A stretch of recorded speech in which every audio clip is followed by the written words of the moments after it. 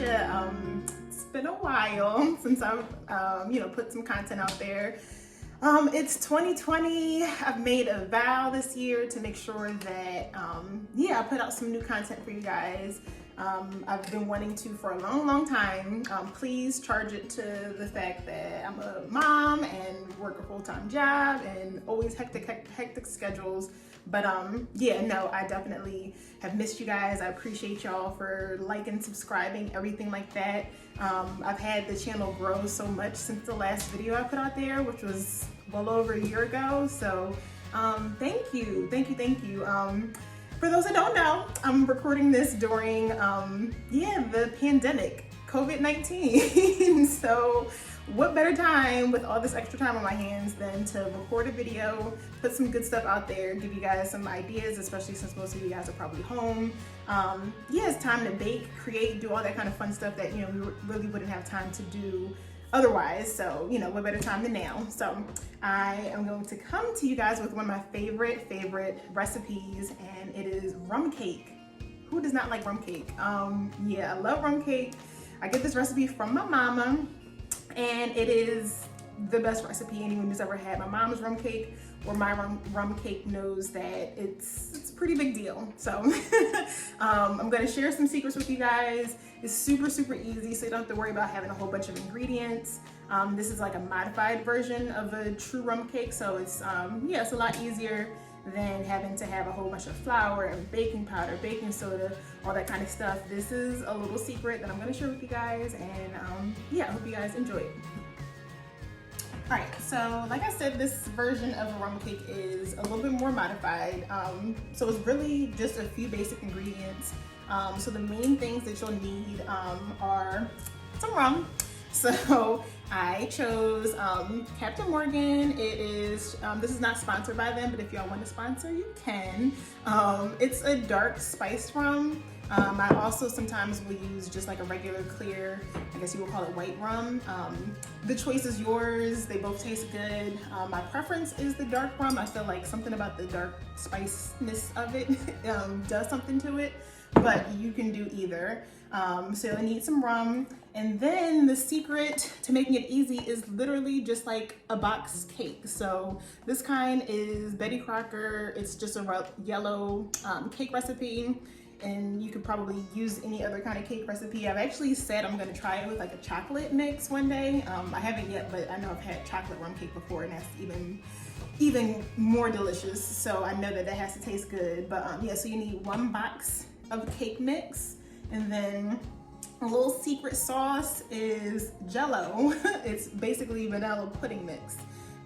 So of course, since this is a vanilla yellow cake, I'm using vanilla mix, but if you were to do the same thing with like a chocolate cake, then you would want to just get a chocolate pudding mix. Then you'll just need some eggs, milk, what else? Oil, it could be vegetable oil, canola oil, whatever. And this is per choice, but walnuts. For me, walnuts add that's probably one of the best parts, other than of course the rum, but I love the nuttiness of it. So use walnuts inside the actual cake and then also on the top of it too. So let's get started.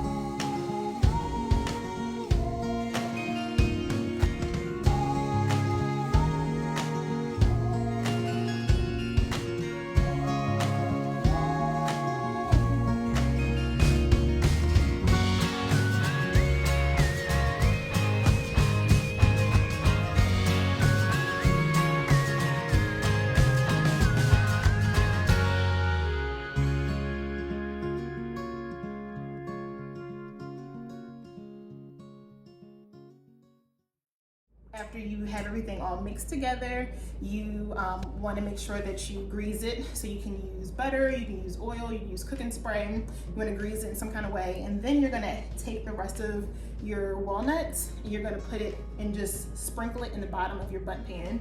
And then that way, when you take the cake out the oven and you flip it over, it's gonna have the walnuts kind of just like nicely placed on top. So that's what the other half of the walnuts are for.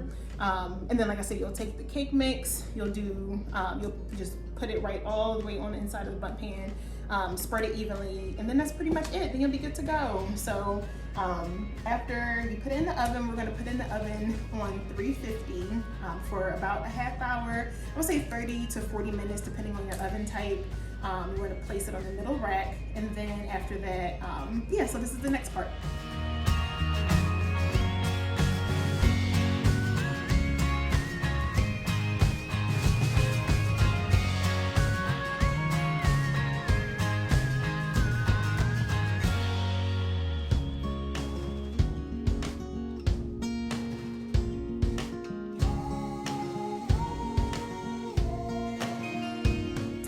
All right, so like I said, this has been in the oven. This is the finished product. So cake is nice and golden brown. So it's out the oven. It's been sitting out, I guess, for about 10 minutes now, but you can also do this step literally like as soon as it comes out. But yeah, it's been in the oven. This one I left in there for about 35 to 40 minutes. Like I said, it definitely depends on your oven type. One little trick that you can do to test the cake and see if it's done all the way through is if you have like a toothpick. This is like a lollipop stick, because I've made like cake pops and stuff like that before. And you just want to poke it through and then just make sure it comes out dry. That's also another way to make sure that you can tell that it's done. But I also need this for this other step. So to do the glaze, all you need is just like a small little saucepan, and then literally it's the same thing. It's super easy, just combining everything all at the same time. So you have a stick of butter, and then I have 1 cup of regular granulated sugar, and then I have a cup of rum. So like I said, right here, this is white rum. In the glaze, I use dark rum. Bada bing, bada boom, whichever one you want to use. Whatever your heart tells you, that's what you can use, or whatever you have in the house is what you can use. And then you combine it all together on, medium heat, and then you're just gonna stir it on the stove, on the heat, until everything is all combined, basically, and until it all turns into a liquidy glaze type of texture. So the glaze is already done, and now I'm gonna take the stick that I have. Like I said, if you have a skewer, you can even use a skinny knife if you need to. It doesn't have to be, perfect little circles, but you're gonna roughly, let me see if you can see this, use the stick and pretty much all the way through the cake. You want to poke holes in it so that way more easily the glaze can get all the way through the cake, because you want every little piece of cake to have some glaze in it. So keep doing this really quick. And the good part is that we're gonna flip this over. So even though it probably looks crazy that I'm poking holes in a nice pretty cake, this is the part that's gonna be at the bottom. So that's the good thing. Like I said, you wanna try to get it all the way through, because you do want some of the glaze and stuff to be on the top. So that is pretty much it with that part. And then I'm gonna take the glaze that I made, and I'm just gonna take almost all of it except for maybe like the last little quarter cup of it. Let me see how I can do this. I'm still getting some of this on camera. Bear with me. Actually, you know what? Pause. Come on. See, this is why I have a degree. No, I'm just playing. I put it in a measuring cup so that way it's easier for me to pour in here. But yeah, I'm gonna take the glaze and just try to pour it in every single part, especially through all those holes that I just poked through.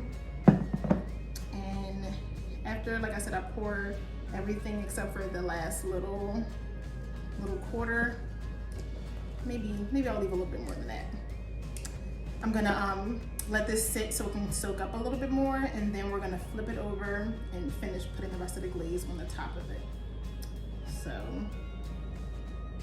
yeah, a little bit more, and then I'll let it sit. But it smells so good.